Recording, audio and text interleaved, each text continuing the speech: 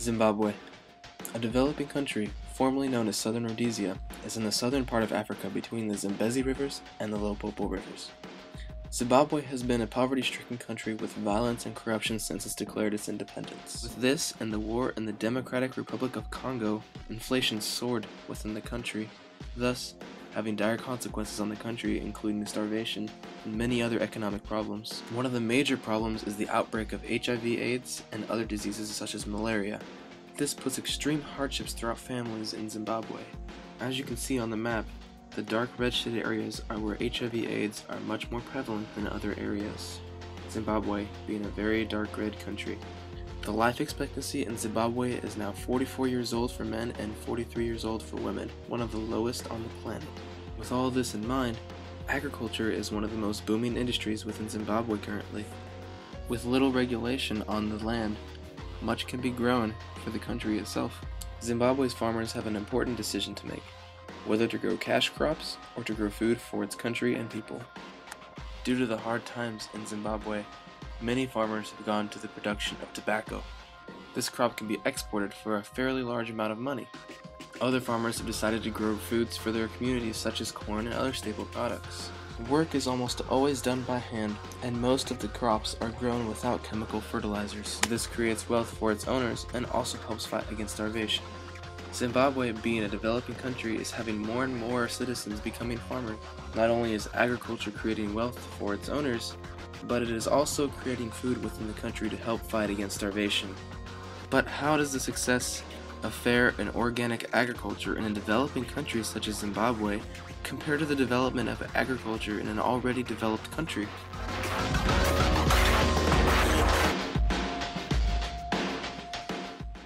Mexico, a developed country with a population of 111 million people with a GDP of $1.5 trillion. It is the 14th largest country in the world in area, yet only 4% of its GDP comes from agriculture. Although Mexico is considered a developed country, many families still live in rural homes with little or no money. With only 4% of the GDP being contributed by agriculture, where is the rest of it coming from? 26.6% is from industry and 69.5% is from services. Of the few crops they now grow in Mexico, corn and coffee are now the major ones, both being exported typically. These farms are pushed to produce huge amounts of food to create any sort of beneficial wealth to the farm, thus driving farms out of business. Techniques such as slash and burn are still being used in Mexico to accommodate for the land needed to increase output in farms. Of the few rural farmers left, many switch over to GMO farming by signing contracts with large farming corporations such as Monsanto to create large and vast amounts of products. Still does not provide enough profit because of the initial investments needed in order to sign the contract. In hindsight, the development of Mexico, not to mention the signing of NAFTA, did not have the most positive impact on agricultural development. This being said, is it impractical or even impossible to have agricultural practices in a highly developed country?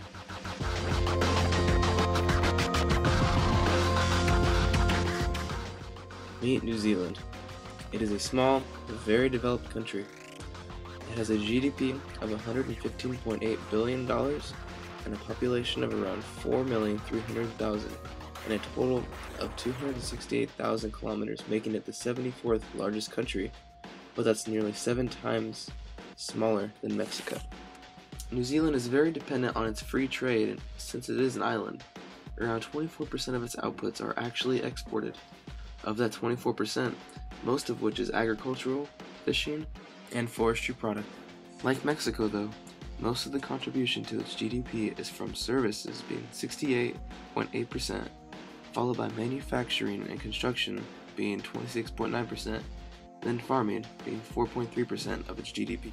Unlike Mexico though, their agricultural system is one of the best in the world. Farmers are very successful in generating wealth, but interestingly enough, farmers are leaving New Zealand. This is due to the strict policies due to the further development of New Zealand's government. So what does all this mean?